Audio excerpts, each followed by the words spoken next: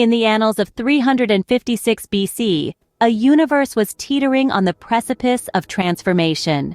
The grand tableau of the Persian Empire, a sprawling canvas of power and dominance, extended across a triad of continents, its borders alive with the pulse of its reign. The fertile veins of the Nile nourished the mighty Egyptian civilization, a titan of its era, flourishing under the majestic scepter of the pharaohs. Peppered across the azure Mediterranean, the Greek city-states stood as individual spectacles of democracy, philosophy, and warfare, their boundaries locked in a ceaseless dance of power. This was a world on the edge, a stage where empires clashed, cultures intertwined, and borders redrawn.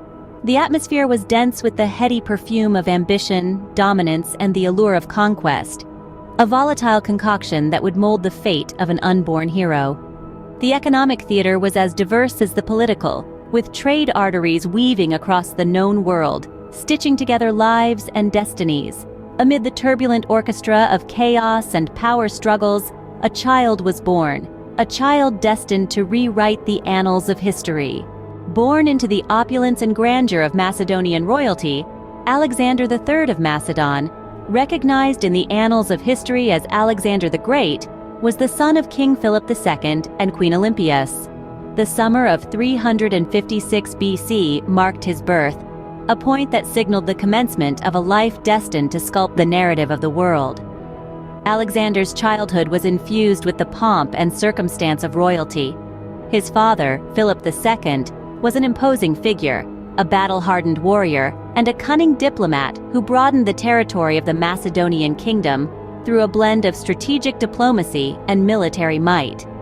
Alexander inherited much of this ambition and strategic prowess from his father, traits that would later define his rule. His mother, Olympias, was a woman of unyielding character and passionate belief in the divine. Alexander drew from her a sense of destiny and a belief in his own divine lineage, igniting the flame of ambition that would guide his future exploits. The tender age of 13 marked the beginning of Alexander's training under the wise guidance of Aristotle, one of the era's finest philosophers.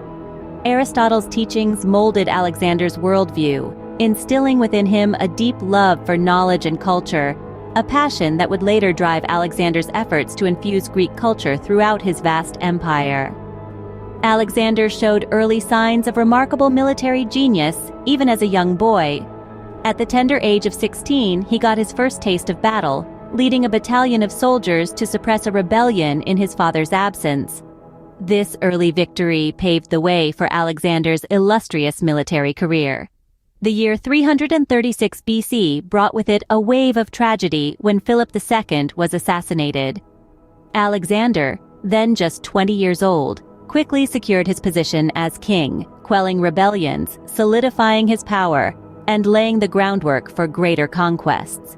His gaze turned beyond the borders of Macedonia, marking the end of his early life and the commencement of a journey that would metamorphose him from a Macedonian king into the legendary figure known as Alexander the Great. Alexander embarked on a series of campaigns that would earn him the title of the Great. From his throne in Macedonia, Alexander's eyes scanned the east. A world ripe for conquest shimmered in his vision. With determination burning in his heart and an army standing firm behind, he set his foot forward. Persia was the first gem to be claimed on his crown, an empire that had long been a thorn in the Greek city-state's side. Alexander's innovative strategies and leadership style were soon thrust into the battlefield limelight at Granicus, Issus, and Gaugamela. Picture Granicus now, a moonlit battlefield. Alexander, using the dark as his cloak, struck with the audacity of a night attack against a Persian force that outnumbered his own. At Issus, envision how he twisted the Persians' numerical superiority into a disadvantage, cornering them in a narrow pass and decimating their ranks. Gaugamela, where he cleverly lured the Persian immortals into a feigned retreat, only to strike back when they least anticipated. Each victory was an ode to Alexander's military brilliance, yet his real power was his ability to ignite a fire in his men's hearts. He led from the front, shouldering the burdens and threats of war. His men admired him for it, and they followed him to the farthest horizons. victory in Persia was just the start. Turning his focus to Egypt, he was greeted as a liberator. He returned this goodwill by respecting Egyptian customs and traditions. He went as far as declaring himself a pharaoh, securing his reign and the loyalty of his new subjects. But the vast expanses of Persia and Egypt failed to quench Alexander's thirst for conquest. He ventured further into the unexplored territories of India. Here, he encountered some of his most challenging battles, against forces armed with elephants and warriors, the likes of which he had never faced. Still, against these odds, Alexander emerged victorious, claiming more territories for his constantly expanding empire. Throughout his expeditions, Alexander displayed an exceptional ability to adapt to novel circumstances and assimilate tactics from his adversaries. He integrated Persian archers into his forces, embraced Egyptian customs to win over their people, and started employing elephants in his armies after witnessing their in India. Yet, despite his military brilliance, Alexander was not a harsh conqueror. He respected the people he conquered, allowing them to retain their customs and religions, and even their leaders, provided they pledged their loyalty to him. His approach not only kept his new subjects content, but also strengthened his rule and enriched his empire. His military prowess and incessant urge for conquest altered the world's map. From the sands of Egypt to the snowy peaks of India, from the bustling metropolises of Persia to his homeland of Macedonia, Alexander's empire was the most extensive the world had ever witnessed. And it was all the doing of a young man with a dream, a man who would perpetually be remembered as Alexander the Great. In 323 BC, during the zenith of his reign, the story of Alexander took an unexpected turn. The city of Babylon, brimming with life and color, became the unexpected stage for his sudden from this world. Aged only 32, he was a youthful conqueror, his potential untapped. The mystery that shrouds his passing has sparked debate among scholars for generations, with theories flying from malaria to poisoning. As the news of his death broke, Alexander's empire plunged into turmoil.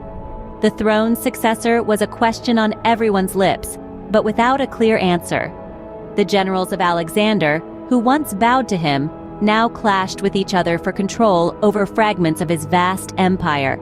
The empire that Alexander had meticulously constructed was fractured, signaling the closure of a significant chapter. Despite his being tragically cut short, the tale of Alexander was far from complete. His death, though heartbreaking, was simply the prologue to a new era in the chronicle of his empire. Alexander the Great, a figure of immortality, left an eternal impression on the world that still resonates. His legacy, an intricate tapestry woven from strands of cultural, political, and economic impacts, continues to reverberate through the annals of history.